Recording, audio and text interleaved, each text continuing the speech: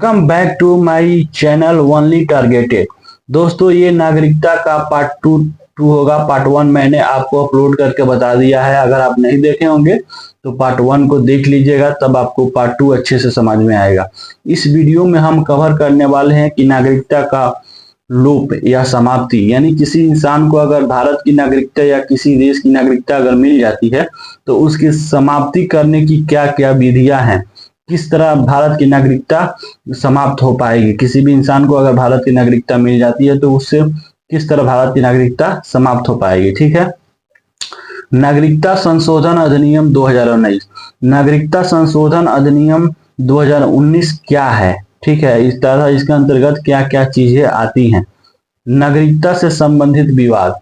ठीक है, जब अधिनियम 2019 आया तो इससे संबंधित कुछ विवाद भी आया। ठीक है, तो नागरिकता से संबंधित विवाद, तो ये विवाद क्या था, इसमें क्या हुआ था तथा इसके अंतर्गत क्या क्या चीज जोड़ा गया, क्या क्या चीज हटाया गया, ये सारी चीज हम इस वीडियो में देखेंगे। उसके बाद भारत सरकार का तर्क इस नागरिकता संबंधित विवाद को लेकर। नागरिकता संबंधित विवाद को लेकर भारत सरकार का क्या तर्क था, भारत सरकार ने क्या कहा। चलिए, ये सारी बातों को हम इस वीडियो में कवर करेंगे। तो चलिए अपनी पढ़ाई को शुरुआत करते हैं।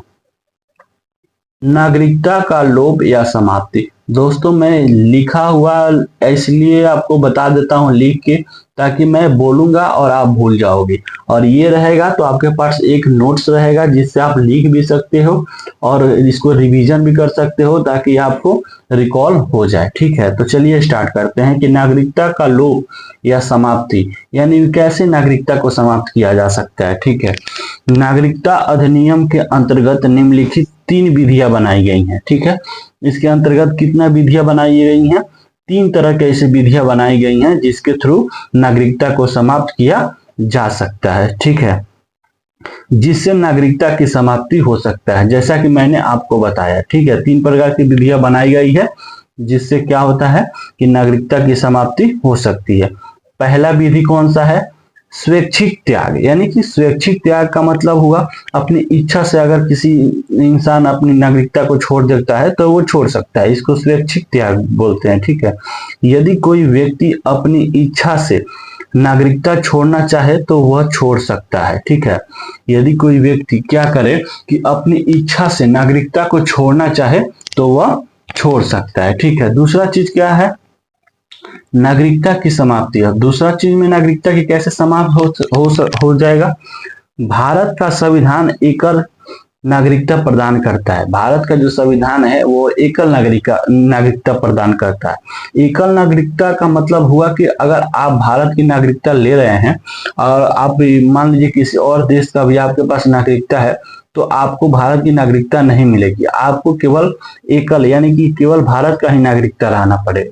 ठीक है, भारत का संविधान एकल नागरिकता प्रदान करता है। ठीक है, इसीलिए यदि कोई व्यक्ति किसी अन्य देश की नागरिकता ग्रहण कर लेता है, जैसा कि मैंने आपको बताया, यदि कोई व्यक्ति किसी अन्य देश की नागरिकता को ग्रहण कर लेता है तो उसके भारतीय नागरिकता की स्वतः ही समाप्ति हो जाती है। यानी कि अगर कोई व्यक्ति किसी और देश की नागरिकता को ग्रहण कर लेता है तो उसको क्या होता है कि भारतीय नागरिकता की स्वतः यानी अपने आप ही उसकी नागरिकता भारत से समाप्त हो जा सकती है। ये रहा दूसरा नंबर। ठीक है, जिससे कि आपकी भारत की नागरिकता समाप्त हो जाएगी। ठीक है, तीसरा नंबर हम देख लेते हैं कि नागरिकता से वंचित करना। नागरिकता से किसे वंचित किया जा सकता है? तीसरा नंबर में गवर्नमेंट जो है नागरिकता से किसको हटा सकती है, किसे वंचित कर सकती है? यदि कोई व्यक्ति निम्नलिखित में से, आगे मैं आपको बताऊंगा, ठीक है, किसमें से, यदि कोई व्यक्ति निम्नलिखित में से कोई कार्य करता है तो भारत सरकार उसकी नागरिकता से उसे वंचित कर सकती है। और वो कौन कौन सा कार्य करता है कि भारत सरकार उसके बिहेवियर को देखते हुए कि उसे नागरिकता से उसे वंचित कर सकती है। ठीक है, यदि कोई व्यक्ति निम्नलिखित में से, जो कि मैं आपको अभी बताऊंगा, कोई कार्य करता है तो भारत सरकार उसकी नागरिकता से उसे वंचित कर सकती है। ठीक है, देखिए पहला चीज कैसे, संविधान का अनादर करना। यदि कोई व्यक्ति संविधान का अनादर करता है तो उसे भारत सरकार क्या करती है, नागरिकता से उसे वंचित कर सकती है। ठीक है।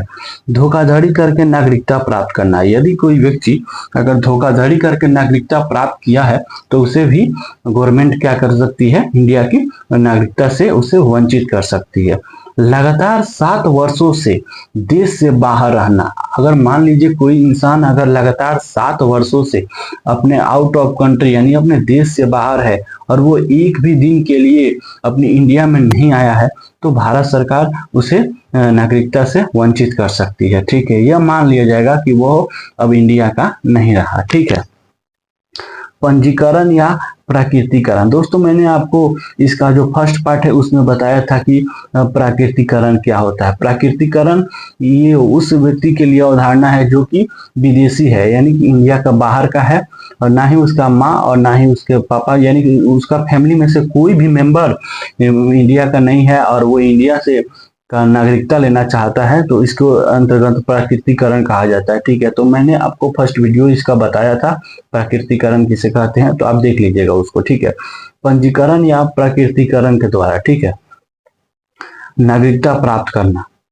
पंजीकरण या प्राकृतिकरण के द्वारा नागरिकता प्राप्त करना। ठीक है। इसके द्वारा नागरिकता प्राप्त कर किसके द्वारा, पंजीकरण या प्राकृतिकरण के द्वारा नागरिकता प्राप्त करना। ठीक है। और उसके 5 साल के भीतर भीतर, मतलब इसके द्वारा प्राकृतिकरण के द्वारा अगर आप नागरिकता प्राप्त करना चाहते हैं, ठीक है, और उसके 5 साल के भीतर भीतर किसी अन्य देश में किसी अपराध की कम से कम 2 वर्ष की सजा प्राप्त करना। ठीक है। अगर मान लीजिए आप भारत की नागरिकता प्राप्त करना चाहते हैं, ठीक है, प्राकृतिकरण के द्वारा, ठीक है, प्राकृतिकरण के द्वारा अगर भारत की नागरिकता प्राप्त करना चाहते हैं और आपको प्राकृतिकरण का मतलब हो गया कि इसमें कम से कम 12 वर्ष तक आपको भारत में रहना पड़ता है। ठीक है। तो 5 साल के भीतर भीतर अगर आप क्या कहते हैं कि 2 वर्ष की सजा किसी और देश में आपको मिल जाता है, ठीक है, तो उससे भी आपको नागरिकता से वंचित किया जा सकता है। ठीक है। आपको मान लिया जाएगा कि आप अपराधी की श्रेणी में आते हैं और आपको भारत की नागरिकता से वंचित कर दिया जाएगा। ठीक है। और 5वां पॉइंट हम देखते हैं कि युद्ध के दौरान दुश्मनों के साथ अवैध रूप से व्यापार या संचार करना। यानी युद्ध के दौरान दुश्मनों के साथ अवैध रूप से व्यापार या आप संचार करते हैं तो आपको नागरिकता से वंचित कर दिया जाएगा। ठीक है दोस्तों, सॉरी, नागरिकता संशोधन अधिनियम 2019। नागरिकता संशोधन अधिनियम 2019 ये क्या कहता है, भारत की संसद ने वर्ष 2019 में, इसमें 2019 में किसने, भारत की संसद ने, ठीक है। पहले इस टॉपिक को समझिए दोस्तों कि नागरिकता संशोधन अधिनियम 2019, नागरिकता संशोधन यानी कि सुधार और अधिनियम 2019 यानी संशोधन में कुछ बदलाव किए गए हैं, कुछ जोड़े गए होंगे, उसको संशोधित करके 2019 में क्या पेश किया गया आपके सामने, ये चीज के बारे में बताता है कि नागरिकता संशोधन अधिनियम 2019। ठीक है। तो इसमें कहता है कि भारत की संसद ने, किसने संशोधित किया होगा, भारत की संसद ने, क्योंकि भारत की संसद को यह अधिकार दिया गया है कि वो नागरिकता में संशोधन कर सकता है। तो भारत की संसद ने वर्ष 2019 में नागरिकता संशोधन अधिनियम पारित किया था। ये किसने पारित किया था, जब संशोधन करेगा संसद तो पारित भी करेगा संसद है ना, पारित किया था। ठीक है। इसके अंतर्गत पाकिस्तान, अफगानिस्तान और बांग्लादेश के 6 अल्पसंख्यक समुदाय को क्या हुआ था कि पाकिस्तान, अफगानिस्तान और बांग्लादेश के 6 अल्पसंख्यक समुदाय को भारत की नागरिकता देने का प्रावधान किया गया था। ठीक है। भारत की नागरिकता देने का प्रावधान किया गया था। ठीक है।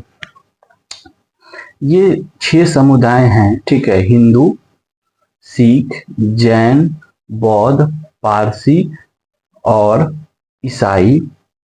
ठीक है। ये 6 हैं, 1 2 3 4 5 6, 6 हो गए। ठीक है। इन समुदायों के व्यक्ति अल्पसंख्यक होने के कारण का मतलब होता है कि कम मात्रा में, ठीक है। इन समुदायों के व्यक्ति क्या थे, अल्पसंख्यक होने के कारण, ठीक है, यानी कि कम संख्या में होने के कारण इन देशों में पीड़ित और प्रतापी हैं। किन देशों में, आप पाकिस्तान, अफगानिस्तान और बांग्लादेश, ठीक है। इन देशों में क्या थे कि हिंदू, सिख, जैन, बुद्ध, पारसी और ईसाई, ये जो लोग थे इन देशों में क्या थे, अल्पसंख्यक यानी कि कम मात्रा में थे, ठीक है। और इन देशों के लोग इन्हें क्या करते थे, पीड़ित थे, और ये इनको प्रताड़ित करते थे धर्म के नाम पर, ठीक है। इन देशों में पीड़ित और प्रताड़ित हैं, ठीक है। और इसीलिए वे अवैध रूप से क्या कर रहे हैं, भारत में प्रवेश कर जाते हैं, ठीक है। इसीलिए वे क्या करते हैं, अवैध रूप से भारत में प्रवेश कर जाते हैं। अपने देश में जहाँ पे रह रहे हैं वहां पे नहीं रहना चाहते हैं, क्योंकि वहां पे उनको प्रताड़ित किया जा रहा है। इसीलिए वे क्या करें, भारत में प्रवेश कर जाते हैं। इनके प्रति सहानुभूति दिखाते हुए, इनके प्रति क्या हुआ, सहानुभूति दिखाते हुए, ठीक है, भारत सरकार ने यह प्रावधान किया, माने इनको देखते हुए, इनके प्रति सहानुभूति दिखाते हुए भारत सरकार ने यह प्रावधान किया कि इन्हें भी देशीयकरण की प्रक्रिया से नागरिकता दे दी जाए। देशीयकरण की प्रक्रिया, दोस्तों आप पिछला वाला वीडियो में देखिए, मैं उसमें बताया हूँ देशीयकरण की प्रक्रिया क्या होती है, ठीक है। इन्हें भी देशीयकरण की प्रक्रिया से नागरिकता दे दी जाए, ठीक है। किंतु इनके लिए देशीयकरण की अवधि 12 वर्ष की नहीं रखकर 5 वर्ष रख दी गई है, ठीक है। देशीयकरण में मैंने आपको बताया भी था, चलिए फिर से बता देता हूँ कि देशीयकरण में क्या होता है कि लगातार आपको 12 वर्ष तक भारत में रहना पड़ता है, तब जाके आपको भारत की नागरिकता आपको प्राप्त होती है। तो इनको सहानुभूति दिखाते हुए भारत सरकार ने कहा कि ये बहुत प्रतापी हैं, तो चलो इनको 12 वर्ष की ना रहकर 5 वर्ष रख दी गई, ठीक है। इनके साथ ही उन सभी प्रक्रियाओं को समाप्त कर दिया गया, ठीक है, जो इनके विरुद्ध भारत में इसीलिए शुरू हुई थी, ठीक है, क्योंकि इन्होंने भारत में अवैध घुसपैठी की थी। उन सारी प्रक्रियाओं को भारत सरकार ने समाप्त कर दिया, जो कि ये भारत में क्या होते थे कि अवैध रूप से घुसते थे, ठीक है। तो भारत सरकार इन पे कड़ी नजर रख के और इनको सजा देखी थी। तो इनको देखते हुए, इनकी दुखों को देखते हुए भारत सरकार ने इनकी सारी जो अवैध घुसपैठी थी उसको समाप्त कर दिया गया, ठीक है, कि आप आ सकते हैं, आपके साथ वैसा मतलब आतंकवादी की तरह ट्रीट नहीं किया जाएगा, ठीक है।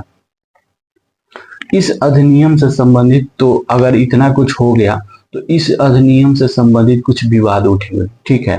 हमारे भारत में जब इतना कुछ हो गया, ठीक है, भारत सरकार ने इनको देखते हुए कुछ छूट दी कि आप आ सकते हैं, आपको अच्छे से ट्रीट किया जाएगा।